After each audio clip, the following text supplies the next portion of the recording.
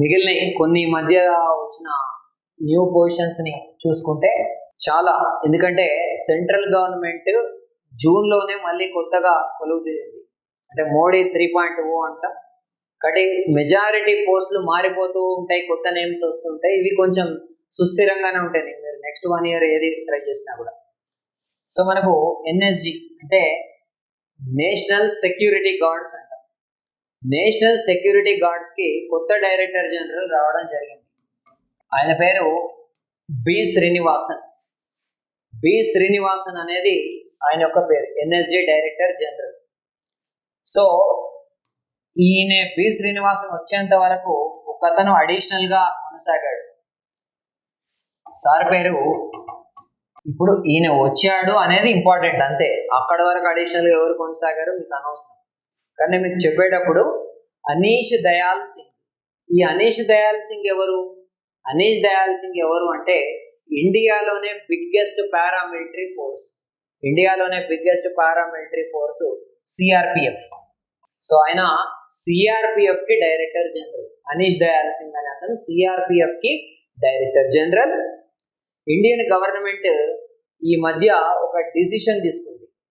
ఆ డిసిషన్ ఏంటంటే మనకు సెక్యూరిటీ ల్యాబ్స్ అంటాం.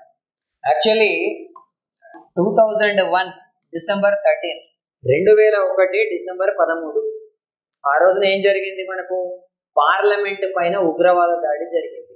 Terrorist attack on hour parliament. ఆ ఉగ్రవాద దాడి జరిగిన రోజు సందర్భంగా మీకు 2023 డిసెంబర్ 13 కొంతమంది లోపలికి చొచ్చుకెళ్ళడం జరిగింది. పార్లమెంట్లో ఏం జరగలేదు, కానీ పార్లమెంట్ వెల్లోకి కూడా దూకడం జరిగింది.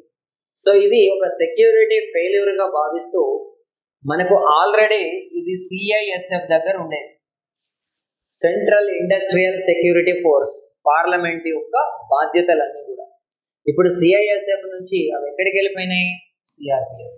ఇప్పుడు పార్లమెంటరీ సెక్యూరిటీని ఎవరు చూస్తున్నారంటే సిఆర్పిఎఫ్. అది సరే. ఈ సిఐఎస్ఎఫ్కి కూడా కొత్త డైరెక్టర్ జనరల్ రావడం జరిగింది.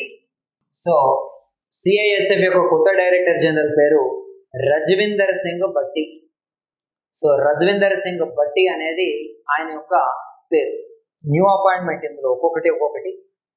సో తర్వాత మీకు ఈ బి శ్రీనివాసన్ కు ముందు అనీష్ దయాల్ సింగ్ అడిషనల్ ఛార్జ్ ఇచ్చారు ఎన్ఎస్జి. అంతకన్నా ముందు ఇక్కడ ఉన్న ఆయన పేరు మనకు నలిన్ ప్రభాత్. నలిన్ ప్రభాత్ మనకు ఏపీలో తెలంగాణలో కూడా చాలా జిల్లాల్లో పోలీస్ ఆఫీసర్గా పనిచేసిన వ్యక్తే. సరే పక్కన పెట్టేస్తే నలిన్ ప్రభాత్ని ఇప్పుడు ఎక్కడికి పంపించారు? J&K. నెక్స్ట్ మీకు జమ్మూ అండ్ కాశ్మీర్లో కమింగ్ అప్ ఎలక్షన్స్ ఉన్నాయి. ఈ ఎలక్షన్స్ నేపథ్యంలో ఆయనని జమ్మూ అండ్ కాశ్మీర్కి పంపించారు. అక్కడ ఆల్రెడీ డీజీపీ ఉన్నాడు, ఆర్ఆర్ స్వైన్ అనే అతను. ఆ ఆర్ఆర్ స్వైన్ స్టిల్ కొనసాగుతాడు ఎక్కడ దాకా? 2024 సెప్టెంబర్ 30 వరకు. మరి 2024 సెప్టెంబర్ 30 దాకా ఆయన ఉంటాడు. అలాగే ఈ నలిన్ ప్రభాత్ని స్పెషల్ డీజీపీగా అపాయింట్ చేశారు, కొంచెం ఆ పరిస్థితుల మీద గ్రిప్ రావడానికి స్పెషల్ డీజీపీగా.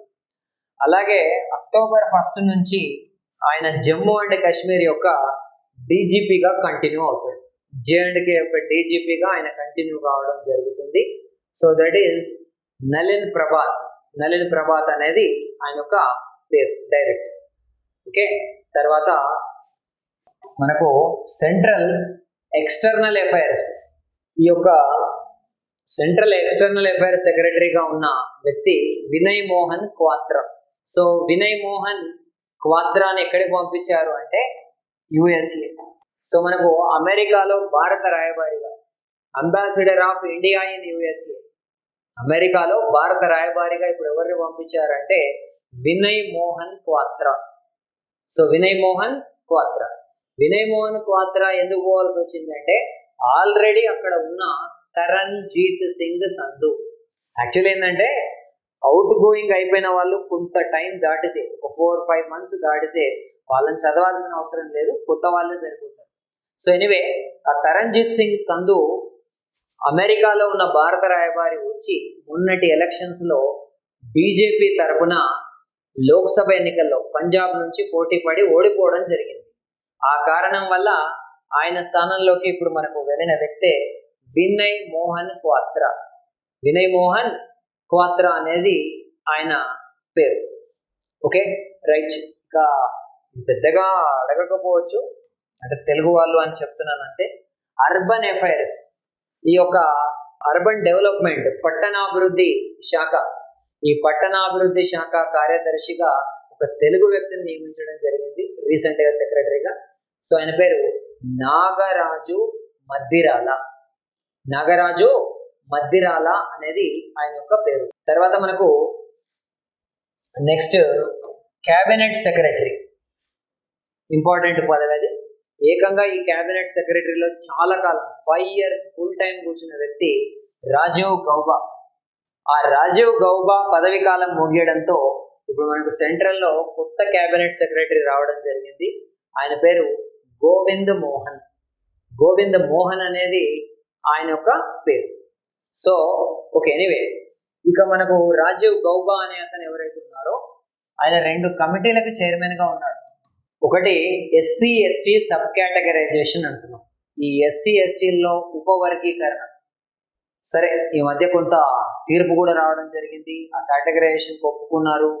ఇక్కడ తెలంగాణ వీటిలలో అయితే మాదిగా మాల మధ్య, సరే పక్కన పెడితే ఓవరాల్గా సెంట్రల్ పరంగా ఈ ఎస్సీ ఎస్టీ సబ్ కేటగరైజేషన్ ఉపవర్గీకరణ పైన కమిటీకి చైర్మన్ ఎవరు అంటే Rajiv Gauba. Rajiv Gauba former cabinet secretary of India. ఇంకొకటి కూడా ఉంది, ఈ LGBTQ+ ఇట్లా ఏమని అనుకోండి, అంటే లెస్బియన్స్, గే, బైసెక్సువల్స్, ట్రాన్స్జెండర్స్, ఇట్లాంటి వీళ్ళ యొక్క ప్రాబ్లమ్స్, వీళ్ళ యొక్క సమస్యల పైన కేంద్రం ఒక కమిటీని నియమించింది. ఆ కమిటీకి చైర్మన్ కూడా మనకు రాజీవ్ గౌబాని. రాజీవ్ గౌబా దీనికి కూడా మనకు ఒక చైర్మన్ గానే మనం గుర్తుపెట్టుకోవాలి. సరే తర్వాత మనకు లోకల్ పెద్దగా అవసరం ఉండకపోవచ్చు కానీ సరే ఎనీవే, కాళేశ్వరం, ఈ దీనిపైన ఒక జ్యుడిషియల్ కమిషన్ని నియమించడం జరిగింది, న్యాయపరమైన విచారణ కమిషన్. ఆ యొక్క జ్యుడిషియల్ కమిషన్కి చైర్మన్ ఎవరంటే పిసి ఘోష్, పినాకిని చంద్ర ఘోష్ అంటాం. పిసి ఘోష్ అనే అతను భారతదేశానికి అంటే ఇండియాకి మొట్టమొదటి లోక్పాల్. ఈ యొక్క మినిస్టర్స్, కేంద్ర మంత్రులు వీళ్ళేమైనా అవినీతికి పాల్పడితే ఆ విచారణ లోక్పాల్ పరిధిలో ఉంటుంది.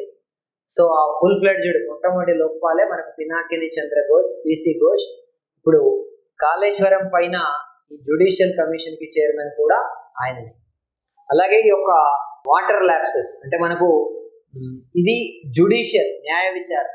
అలా కాకుండా అక్కడ ఏం జరిగింది, మేడిగడ్డ, కాళేశ్వరం ఇట్లాంటి వాటిపైన దానిపైన ఒక నిపుణుల కమిటీ, ఆ నిపుణుల కమిటీకి చైర్మన్ గా ఉన్నదేమో చంద్రశేఖర్ అయ్యర్. ఇంతకుముందు ఆయన గోదావరి బోర్డుకి చైర్మన్ గా కూడా పనిచేయడం జరిగింది చంద్రశేఖర్ అయ్యర్. ఎనఫ్ అది. అందులో కొన్ని అక్కడ కమిటీ వాటిలలో తీసుకునేటప్పుడు వచ్చిన అంశాలు అవి ఇంకా మనం మాట్లాడుతున్న కొద్దీ వస్తూనే ఉంటాయి. అది మళ్ళీ మనం చెప్పే ప్రయత్నం అయితే చేద్దాం. ఊలో అవి కొన్ని. ఇక తర్వాత మనకు స్టేట్ వైడ్గా అనుకోండి, ఎక్కడైనా అనుకోండి, లేదా ఎట్లా అనుకుని ఒకటే, ముఖ్యమంత్రి సుఖ్ శిక్ష యోజన. ఇట్లా కొన్ని ఒక రివల్యూషనరీ స్కీమ్స్ వస్తున్నప్పుడు దాన్ని మిగిలిన స్టేట్స్ కూడా అడాప్ట్ చేసుకునే అవకాశం ఉంటుంది కాబట్టి అది సెంట్రల్లో క్వశ్చన్స్ అవుతాయి. ముఖ్యమంత్రి సుఖ్ శిక్ష యోజన, దీన్ని ఇంప్లిమెంటేషన్ రీసెంట్గా ప్రకటించిన స్టేట్ ఏంటంటే హిమాచల్ ప్రదేశ్. హిమాచల్ ప్రదేశ్ దాన్ని అనౌన్స్ చేయడం అయితే జరిగింది.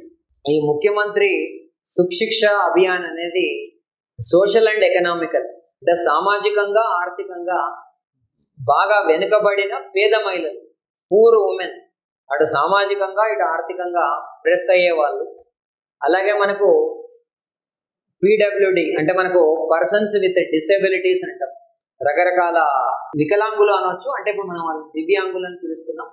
ఇలాంటి వాళ్ళకి నెలకు 1000 రూపాయలు ఇచ్చే పథకం ముఖ్యమంత్రి సుఖ్ శిక్ష యోజన. ఈ ముఖ్యమంత్రి సుఖ్ శిక్ష యోజనను తీసుకొచ్చిన రాష్ట్రం ఏది అంటే హిమాచల్ ప్రదేశ్. హిమాచల్ ప్రదేశ్ దాన్ని అయితే తీసుకురావడం జరిగింది. Direct question. అలాగే మనకు ఈ ఏరియా వచ్చింది కాబట్టి మళ్ళీ ఎలా వెళ్దాం. ఇండిపెండెంట్ ఇండియా అంటే స్వతంత్ర భారతదేశంలో ఫస్ట్ ఓటర్ ఇండిపెండెంట్ ఇండియాలో ఫస్ట్ ఓటర్ ఎవరు అంటే శ్యామ్ చరణ్ నేగి. శ్యామ్ చరణ్ నేగి అనే అతను ఇండియాలోనే ఫస్ట్ ఓటర్. ఇప్పుడు మధ్యలో మనం ఎందుకు చెప్పాం, ఆయన అయిపోయింది, రీసెంట్గా చనిపోయాడు. బట్ ఇండియాలో జరిగిన అన్ని లోక్సభ ఎలక్షన్స్లో ఇప్పటి వరకు ఓటేసిన పర్సన్ ఈయనే. అలాగే ఇండిపెండెంట్ ఇండియాలో ఫస్ట్ ఓటర్ కూడా ఈయననే. సో 1951లోనే ఆయన మనకు ఫస్ట్ టైం ఓట్ వేయడం అయితే జరిగింది. సో 1951లో ఆయన శ్యామ్ చరణ్ నేగి. అలాగే సింగిల్ గర్ల్ చైల్డ్, ఒక కుటుంబంలో ఒకే ఒక ఆడపిల్ల ఉంటే సో దానికి 2 lakhs 2 లక్షల రూపాయలు ఇచ్చే ప్రోగ్రామ్ని రీసెంట్గా లాంచ్ చేసిన గవర్నమెంట్ ఏది అంటే హిమాచల్ ప్రదేశ్. హిమాచల్ ప్రదేశ్ అనేది స్టేట్. Okay right. మనకు సెంట్రల్ పొటాటో రీసెర్చ్ ఇన్స్టిట్యూట్ అంటాం. జీకేలో కూడా అక్కడ ఏం పెద్దగా విషయాలు ఉండవు. సెంట్రల్ పొటాటో రీసెర్చ్ ఇన్స్టిట్యూట్ అది మనకి ఎక్కడ ఉంటుంది అంటే Shimla. Central potato research institute, దానికి సంబంధించిన ఒక రెవల్యూషన్, విప్లవాన్నే మనం ఏమంటాం అంటే రౌండ్ రెవల్యూషన్ అంటాం. Round revolution is related to Himachal Pradesh. Round revolution దేనికి సంబంధించిందంటే హిమాచల్ ప్రదేశ్. తర్వాత అంటే మెయిన్వి ఎలాగో మనం చెప్పుకునేటప్పుడు వస్తుంటాయి. మనకు ఒకటి రెయిన్బో రివల్యూషన్ అంటాం. సో రెయిన్బో రివల్యూషన్ అనేది దేనికి సంబంధించింది? రెయిన్బో రివల్యూషన్ అనేది అగ్రికల్చర్ డెవలప్మెంట్కి సంబంధించింది. తర్వాత ఈ అగ్రికల్చర్ డెవలప్మెంట్ దాన్ని ఇంకా మరింత విస్తృతంగా చేయడానికి శివరాజ్ సింగ్ చౌహాన్ మీకు ఆగస్ట్ చివరిలో ఒక ప్రోగ్రామ్ని స్టార్ట్ చేయడం జరిగింది. దాని పేరు అగ్రి షూర్. అగ్రి షూర్ అనేది అది. చలో మనం మళ్ళీ బ్యాక్ వస్తే రెయిన్బో నేషన్. రెయిన్బో నేషన్ అని మనం ఇప్పుడు దేన్ని పిలుస్తున్నాం అంటే సౌత్ ఆఫ్రికా. రెయిన్బో నేషన్ అని దేన్ని పిలుస్తున్నాం? South Africa. సో ఈ సౌత్ ఆఫ్రికాకి ఇప్పుడు న్యూస్లో ఏముందో అదే ఫస్ట్ చూసుకుందాం, మిగిలిన ఏమైనా ఉంటే మళ్ళీ మాట్లాడతాం. సెకండ్ టైం అంటే ఆల్రెడీ ప్రెసిడెంట్గా ఉంటూ సౌత్ ఆఫ్రికాకి ఇప్పుడు రెండవసారి అధ్యక్షుడు అయ్యాడు ఒక ఆయన. సార్ పేరు సిరిల్ రంపోసా. సిరిల్ రంపోసా, తెలుగులో గుర్తుపెట్టుకోండి, రంపము అన్న ఇంగ్లీష్లో సా అన్న ఒకటి. ఆయన పేరు సిరిల్ రంపోసా. ఆయన సౌత్ ఆఫ్రికాకి రీఎలెక్టెడ్ ప్రెసిడెంట్. ఓకే సరే. సెకండ్ ఏంటిది, మనకు ఈ మధ్య ఒక వార్తలోకి వచ్చిన ఏంటంటే ఒక డైమండ్, వాల్యుబుల్ డైమండ్ అంటే ప్రపంచంలో మోస్ట్ వాల్యుబుల్ డైమండ్ ఒక 31085 క్యారెట్స్ ఉంటుంది. 3105 క్యారెట్స్ ఉండే అది ఇప్పుడు కాదు, ఎప్పుడు దొరికింది? 1905లో దొరికింది. 1905లో దొరికిన ఆ యొక్క డైమండ్ పేరు కలినన్. సో ప్రపంచంలోనే అత్యంత విలువైన వజ్రం అది 3105 క్యారెట్లు ఉంటుంది. సో దాని పేరు కలినన్ డైమండ్. ఆ కలినన్ డైమండ్ ఎక్కడ లభించింది? సౌత్ ఆఫ్రికాలో. ఇది అయిపోయింది. ఇది ఎప్పటిది? 1905. ఇప్పుడు మళ్ళీ 119 సంవత్సరాల తర్వాత మనం దాన్ని ఎందుకు చదువుతున్నాం అంటే second most valuable, that is 2492, 2492 2492 carats. So 2492 క్యారెట్ల విలువైన వజ్రం ఇప్పుడు లభించింది. దానికి పేరు ఇంకేం పెట్టలేదు, బహుశా అదే పెడతారు, ఎందుకంటే అదొక మైన్లో దొరికింది. సో దాని పేరు కరోవే మైన్. కరోవే మైన్ అనేది ఎక్కడ ఉంటుంది అంటే ఆ కంట్రీ పేరు బోట్స్వానా. ఒక ఆఫ్రికన్ దేశం, దక్షిణాఫ్రికాకు సమీపంలోనే ఉండే దేశం బోట్స్వానా. సో ఇప్పుడు అది సెకండ్ మోస్ట్ వాల్యుబుల్ డైమండ్, అది దొరికింది. కాబట్టి ఎప్పుడైనా ఇప్పుడు మనకు ఒక విషయాన్ని జీకేలో చదువుతున్నాం అంటే ఇక్కడ న్యూస్లోకి వస్తేనే మళ్ళీ మనం దాన్ని వెనక్కి వెళ్ళి చదివే ప్రయత్నం అయితే చేయాలి. సో అది బోట్స్వానా. మీకు బోట్స్వానాలో జనరల్గా కనిపించే బిట్ ఏంటంటే కలహారి. కలహారి అనే ఒక డిజర్ట్. ఈ కలహారి డిజర్ట్ ఎక్కువగా స్ప్రెడ్ అయి ఉన్న కంట్రీ, మ్యాక్సిమం స్ప్రెడ్ అయి ఉన్న కంట్రీ ఏది అంటే బోట్స్వానా. సో బోట్స్వానానే ఎక్కువగా స్ప్రెడ్ అయి ఉన్న కంట్రీగా మనం గుర్తుపెట్టుకోవాల్సి ఉంటుంది. That's what. అది ఒక డైమండ్. ఇప్పుడు ఇక్కడ వెళ్ళిన తర్వాత ఎలక్షన్ కమిషన్ నుంచి అలా అది పరిగెడుతూనే ఉంది. రైల్వే ఉద్యోగాల శిక్షణలో నూతన ప్రభంజనం. ప్రత్యేకంగా రైల్వే ఉద్యోగాలకు మాత్రమే కోచింగ్ ఇస్తూ రైల్వేలో అత్యధిక ఉద్యోగాలు సాధించిన గ్రేట్ ఇన్స్టిట్యూట్ లో చేరండి. తప్పకుండా అతి త్వరగా రైల్వే ఉద్యోగాన్ని సాధించండి. Great institute, RRB, Secunderabad.